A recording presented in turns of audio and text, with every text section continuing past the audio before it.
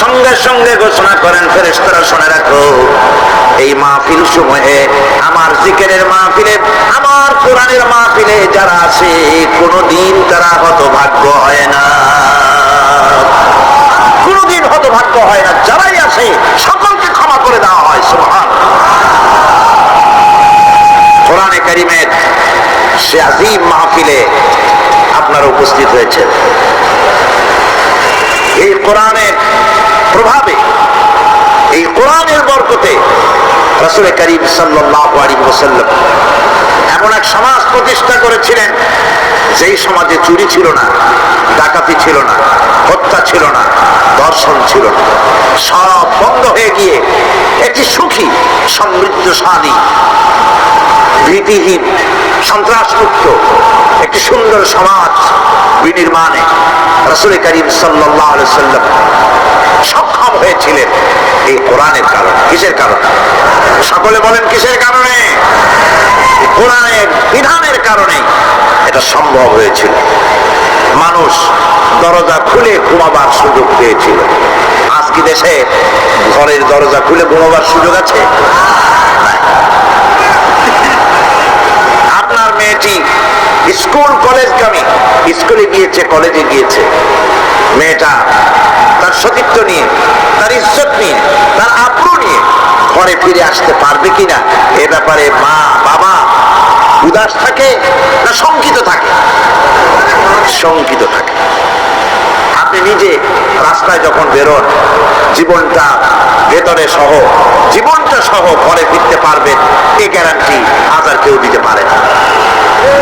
রাসূল করিম সাল্লাল্লাহু আলাইহি ওয়াসাল্লামের যুগে মানুষেরা দরজা খুলে ঘুমাবার সুযোগ পেত, চুরি ডাকাতি বন্ধ হয়েছে, শ্রমিক তার শ্রমের ন্যায্য পাওনা পেয়েছে, কৃষক তাদের উৎপাদিত পণ্যের সঠিক দাম পেয়েছে, নাগরিক বৃন্দ তাদের রক্ত এবং সম্পদের নিরাপত্তা লাভ করেছে।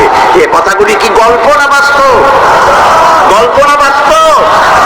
এটি ছিল বাস্তব। রাসূল করিম সাল্লাল্লাহু আলাইহি ওয়াসাল্লাম করেছিলেন কোরআন দিয়ে, কারণ কোরআন হচ্ছে সংবিধান। কোরআন কি?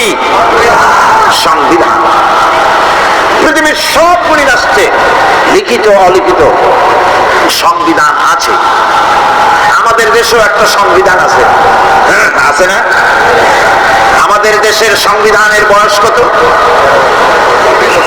26 বছর কি 25 বছর বয়স হয়েছে সংবিধানের।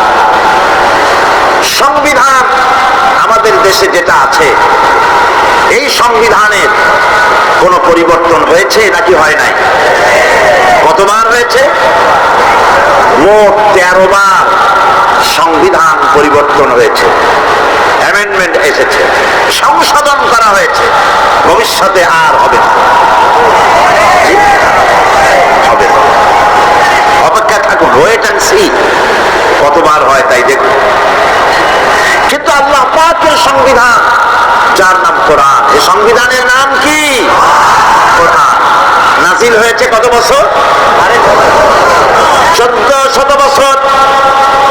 কোরআনে কারীম অবতীর্ণ হলো পৃথিবীর বুকে। আজ পর্যন্ত কোরআনে কারীমে কোনো অ্যামেন্ডমেন্ট আসে নাই। পৃথিবীর কোনো মানুষ বলতে পারে নাই কোরআনের এই আইনটি বর্তমান যুগে চলতে পারে না, এটাকে পরিবর্তন করা হোক, আমি নতুন করে একটা সুন্দর বানাইছি, কোরআনের চাইতে ভালো, সেটারে ঢুকানো হোক। বলতে পেরেছে? ভবিষ্যতে পারবে? বাংলাদেশের সংবিধান পরিবর্তন হতে হতে, অ্যামেন্ডমেন্ট হতে হতে হয়তো এমন সময় আসতে পারে যে এর অরিজিনাল কি তা হারায় যাবে। নট আনলাইকলি, হতে পারে যে কোরআন হচ্ছে সবচেয়ে মাজলুম কিতাব। আপনি বলেন, আপনি বলুন যে কারো অসুখ হলো, ডাক্তার প্রেসক্রিপশন দিল, রোগী সেই প্রেসক্রিপশন বোতলের মধ্যে ভিজায় যদি খায়, রোগী যদি সেই প্রেসক্রিপশন মাদুলির মধ্যে ঢুকায়া গলায় ঝুলায় রাখে, এমন রোগী সম্পর্কে আপনার ফতোয়া কি হবে? কি বলবেন? বলবেন পাগলের মাথা খারাপ হয়েছে। তা না হলে প্রেসক্রিপশন বোতলে ভিজায় খায় মানুষে, করছে কি? আল্লাহ রাব্বুল আলামিন কোরআনে কারীমকে দুনিয়ার মানুষের জন্য সংবিধান হিসাবে অবতীর্ণ করলেন, আর আমরা ব্যবহার ব্যবহার করলাম, কোরআনকে পানির মধ্যে ভিজিয়ে ভিজিয়ে খেলাম, পান করলাম। কোরআনে কারীমকে মাদুরির ভিতরে ভরে গলার মধ্যে ঝুলিয়ে রাখলাম, চুমা খাইলাম, মাথায় লাগাইলাম। কোরআন পড়লাম না, বুঝলাম না, আমল করলাম না। এই কোরআন আল্লাহ রাব্বুল আলামিন তামাম পৃথিবীর মানুষের জন্য অবতীর্ণ করেছেন। হিন্দু, খ্রিস্টান, বৌদ্ধ, নাসারা কেউ বাদ নাই। পৃথিবীর যারা মানুষ তাদের সকলের জন্য হচ্ছে আল কোরআন। মানুষের তৈরি করা মতবাদ দিয়া যদি শান্তি হতো পৃথিবীতে, তাহলে পৃথিবীতে শান্তির প্রচেষ্টা কেউ কম করে নাই, গতকাল বলেছে। কিন্তু সব ব্যর্থ হয়েছে। সব কি হয়েছে? ব্যর্থ হয়ে গিয়েছে। সফল হতে হলে কোরআনের কাছে আসতে হবে, একথা বিশ্বাস করতে হবে। যারা ক্ষমতায় আছে, যারা রাজনীতি করেন, সকলকেই একথা বিশ্বাস করতে হবে, মন গড়া আইন দিয়ে দেশ চলতে পারে। যেমন আমার মন গড়া কোন চিন্তা দিয়ে মাইক অপারেট করলে মাইক চলবে না। আমি যদি আমার চিন্তা অনুযায়ী এটারে লাগাই, আমি যদি মনে করি যে এতটুকু ছোট ছোট মাইক্রোফোন এগুলা কি কথা টানতে পারবে নাকি, এর থেকে এগুলা বাদ দিয়া বড় বড় চুঙ্গাগুলি আইনিয়া বক্তার মুখের উপরে করো, আওয়াজ জোরে বের হবে। এরকম করলে হবে নাকি? উল্টা বক্তাটারে মারিয়ে ফেলবেন, তার বাঁচারও পথ থাকবে না। টেলিভিশন যদি খারাপ হয়, গাড়ি যদি খারাপ হয়, ওর এক্সপার্ট আছে, তার কাছে যেতে হবে। সে ভালো করার পদ্ধতি তার জানা আছে, ভালো করে দেবে। পৃথিবী তৈরি করেছেন আল্লাহ, মানব পুরী সৃষ্টি করেছেন আল্লাহ। চলবে কিভাবে? এইটা কোথাকার কোন কসিমন্ত্রী সলিমন্ত্রী, কেটা প্রেসিডেন্ট হইল, কেটা প্রধানমন্ত্রী হইল, কেটা কি হইল আর না হইল, আর তারা বললো এইভাবে চালাও, সেইভাবে চালাও। মানুষের মরণ ছাড়া বাঁচার কোনো পথ থাকবে না। দেশকে পরিচালিত করতে হলে শান্তিপূর্ণ উপায়ে যদি দেশ চালাতে কেউ চায়, তাহলে কোরআনের বিকল্প, রাসূলের বিধানের, আল্লাহর বিধানের বিকল্প বিশ্ববাসীর কাছে কিছুই নাই। আপনারা যদি আমাকে বলেন যে ইউরোপ আমেরিকা অবস্থাটা কি, সেখানে তো কোরআনের আইন নেই, তাহলে সেই দেশ চলে কেমনে, সে দেশ চলে কেমনে? এই প্রশ্নটা আপনারা অবশ্যই আমাকে করার হক রাখেন। ব্রিটেন, আমেরিকা কিভাবে চলে? সেখানে তো কোরআনের আইন চলে না। হ্যাঁ, আপনার প্রশ্ন সঠিক, কিন্তু জেনে রাখুন, আমি যদি পাল্টা প্রশ্ন করি, আপনারা বলেন তো পৃথিবীতে সবচাইতে পাগল কোথায় বেশি? আপনারা জবাবে বলবেন আমেরিকা। পৃথিবীতে সবচাইতে মেন্টাল হসপিটাল বেশি কোথায়? আমেরিকায়। মানুষ জন্মের মতো পাগল হইতেছে। এই পাগল হয় কেন? এই পাগল হচ্ছে এই কারণে শান্তি নাই। কি নাই? শান্তি নাই। শান্তির পায়রাগুলো আজ সরাহত।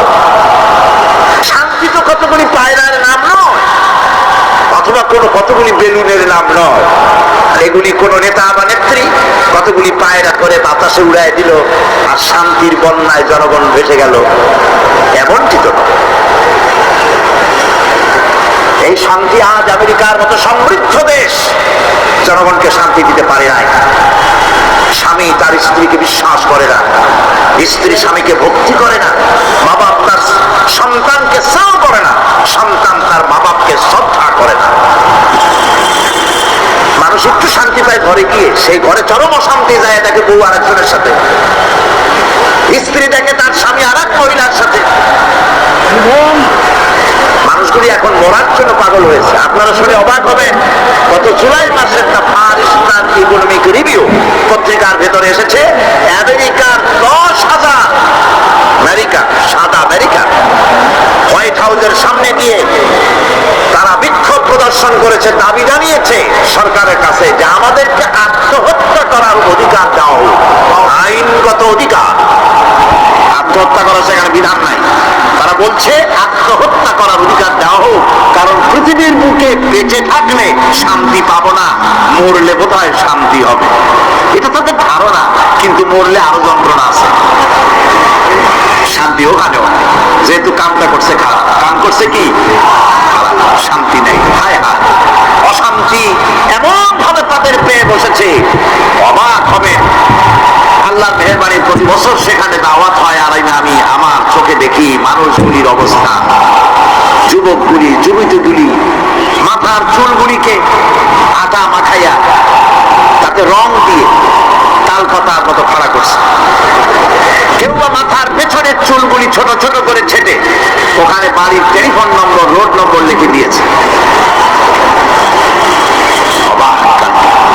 অবস্থা এই। আমি বলে থাকি যে শয়তানে যদি এই দৃশ্য দেখে, বেচারা শয়তান গাছের সাথে হেলান দিয়া খালি কাঁদবে আর বলবে যে আল্লাহ, আমি শয়তান হয়ে দুনিয়ায় এসে লাভ হইল। এগুলি তো মারাত্মক শয়তান। উলঙ্গপনা, ব্যয়পনা, অশ্লীলতায় ছেয়ে গেছে, শান্তি নাই, ইউরোপে নাই, আমেরিকায় নাই। সেই ইতিহাস আর একদিন বলবো। আজ আমি ভূমিকায় কথাগুলি বললাম এই কারণে, পৃথিবীতে আপনারা যা মনে করেন, Britain, France, Italy, German, America, Canada, পৃথিবীর বিভিন্ন দেশে শান্তির নহর বইতেছে না, অশান্তির আগুন জ্বলতেছে। আমার দেশের তাল পাতার কুড়ে ঘরে যে শান্তিটা আছে, সে দেশের আকাশ চুম্বী বিরাট ধর্মমালার ভেতরে, বিরাট বিল্ডিং এর ভিতরে সেই শান্তি নাই। কারণ হচ্ছে মানুষ সৃষ্টি করেছেন আল্লাহ, তার আইন বাদ দিয়ে অন্য কোন পথে চললে শান্তি আসবে। আসুন আমাদের সফলতার ব্যর্থতার আমরা হিসাব নিকেশ করি। গতকাল আমরা এই হিসাব নিকাশ শুরু করছিলাম। আমরা কি সফলতার দিকে এগোচ্ছি না ব্যর্থতার দিকে? আমরা কি লাভের দিকে না ক্ষতির দিকে? কোথায় দাঁড়িয়ে আছি সেটা আমাদেরকে হিসেব করে দেখতে হবে। একজনের পানি, একটা খালের পানি ছেঁচতে ছিল মাছ ধরার জন্য। খালটা উত্তর এবং দক্ষিণ দিকে প্রবাহিত। উত্তর দিকের পানি বালতি ভরে ভরে দক্ষিণ দিকে ফেলতেছিল মাছ ধরার আশায়। সন্ধে নাগাদ পানি ছেঁচে তারপর পেছনের দিকে তাকিয়ে দেখে সর্বনাশ, সামনেও যত পানি, পেছনেও তত পানি। আচ্ছা, এই কষ্ট করলো অথচ পিছনের পানি কমলো না, এর কারণটা কি আপনারা বের করতে পারেন? কি? মাছ দেয় নাই, মাছ দেয় নাই, মাঝখানে বাদ দেয় নাই বলে সারাদিনের পরিশ্রম পণ্ডশ্রমে পরিণত হয়েছে, ঠিক কিনা? সুতরাং আমরা আমাদের জীবনে যদি আদর্শিক বাদ না দেই, ইমানকে পোক্তা করার, আমল করার বাদ সৃষ্টি যদি না করি, তাফসীরের মাহফিলে আনাকুম জানাকুম জানাকুম